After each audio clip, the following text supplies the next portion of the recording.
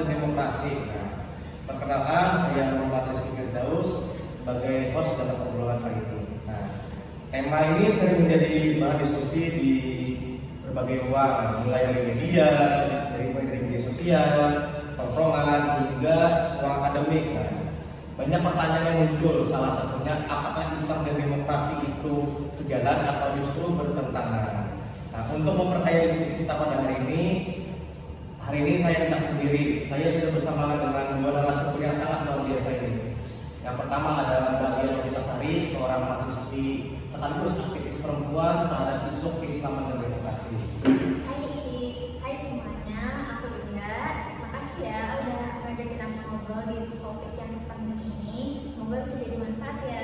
Amin. Nah, dan narasumber kedua adalah Bang Ahmad Zaini, seorang mahasiswa dan juga peneliti muda di bidang politik Islam yang juga sering tampil dalam forum-forum nasional. Selamat datang, Bang. Ya, assalamualaikum warahmatullahi wabarakatuh. Selamat datang teman-teman di podcast kami. Terima kasih juga kepada Bang Kiki yang mana telah mengundang saya ya, di dalam forum ini. Ya, saya sangat suka sekali di dalam forum ini. Tentang isu-isu. Oke, mungkin langsung saja. Nah, saya sering mendapat pertanyaan seperti ini. Islam itu mengatur kehidupan secara menyeluruh, sementara demokrasi itu identik dengan kebebasan. Apakah ini berarti keduanya bertentangan? Nah, jadi bagaimana tanggapan Mbak Lia terhadap topik ini? Ini pertanyaannya klasik ya, tapi penting gitu kan. Menurutku justru Islam itu dan demokrasi itu bisa saling melengkapi. Islam itu punya nilai-nilai dasar seperti keadilan, musyawarah, dan juga tanggung jawab. Sementara demokrasi modern saat ini itu juga menjunjung nilai-nilai yang lebih mirip, kayak contohnya keterlibatan rakyat, keadilan sosial, dan juga transparansi. Sangat menarik. Jadi bukan tentang pertentangan antara Islam dan demokrasi ya, melainkan bagaimana Islam dapat hidup dalam sistem demokrasi seperti itu ya. Nah, di seperti ini bagaimana tanggapan Anda?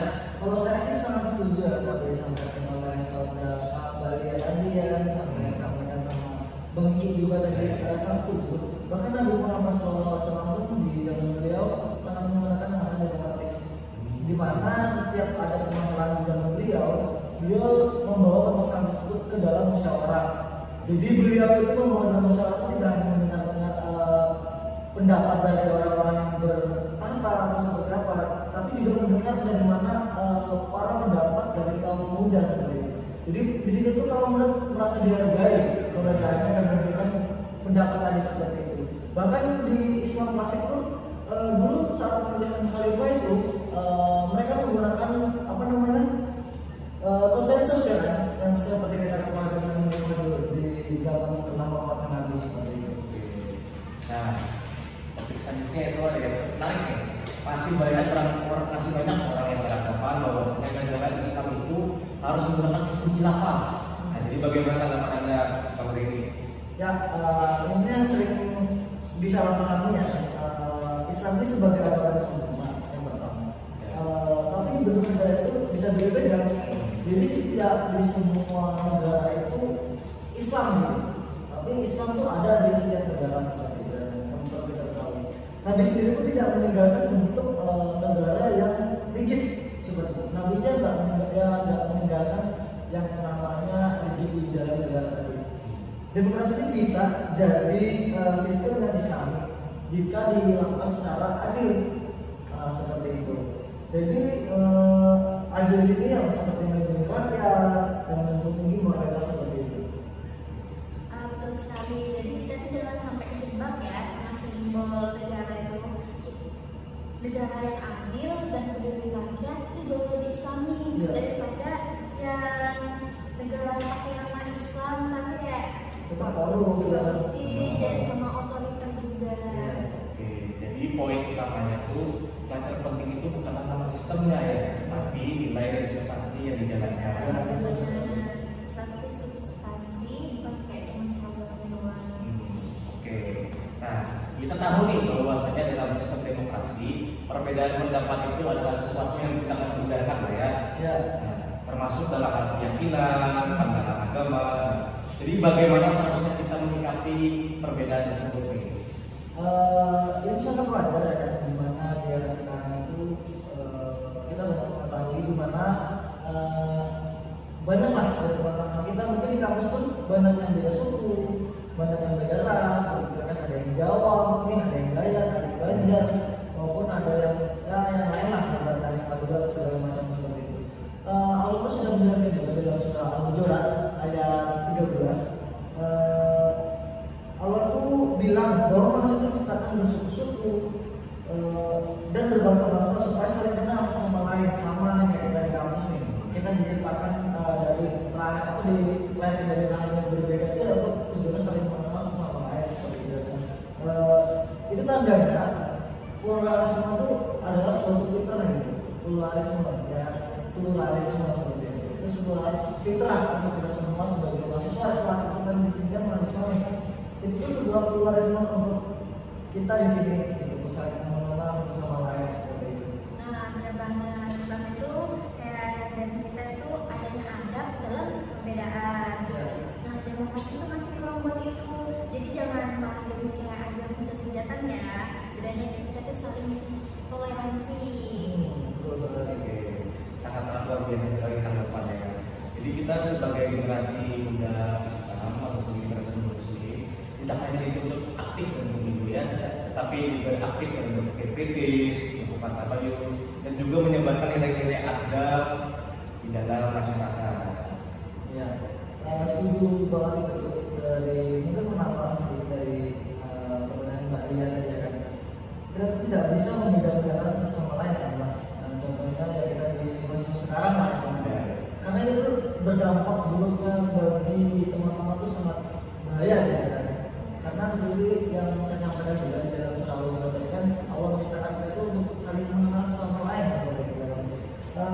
Perlu diingat juga nih untuk teman-teman semuanya, kritis itu penting, tapi jangan sampai kritis kita tuh membuat kita tuh seperti dinilai orang tuh terlalu mendiam di medsos.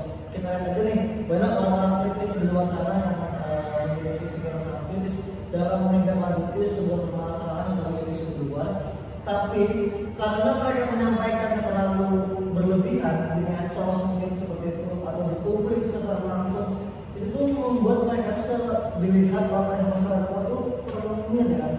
Jadi menurut saya itu sampaikan pendapat secara elegan itu menurut saya lebih dapat ditangkap oleh masyarakat, karena kita melihat aktivis-aktivis yang mungkin tidak hanya aktivis ya kan, mungkin tokoh ulama sekalipun ya pastilah ada sedikit banyak membahas tentang isu-isu seperti itu.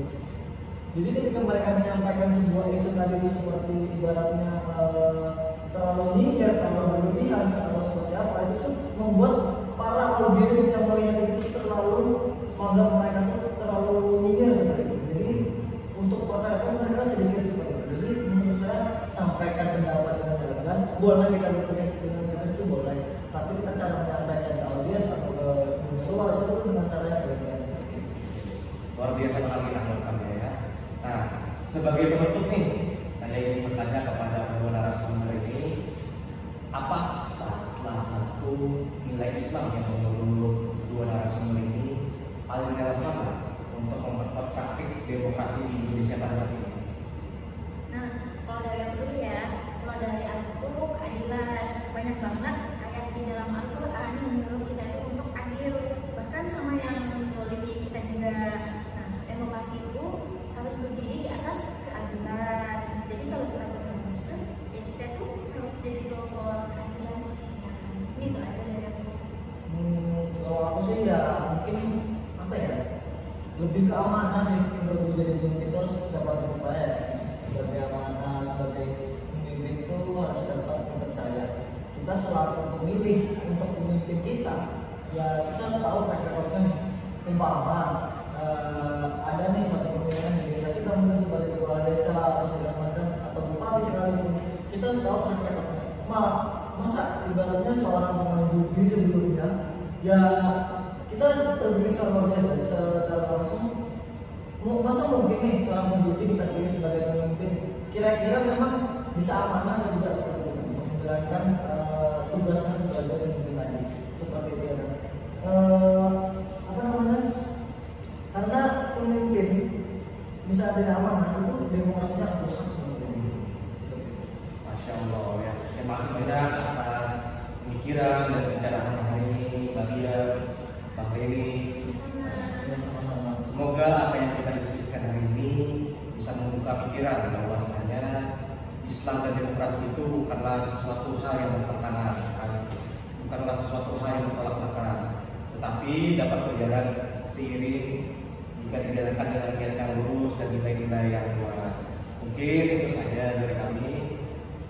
Wabillahi taufiq wal hidayah. Wassalamualaikum warahmatullahi wabarakatuh. Waalaikumsalam warahmatullahi wabarakatuh. Ya, terima kasih Bang. Ya. Masuk Bang. Terima kasih.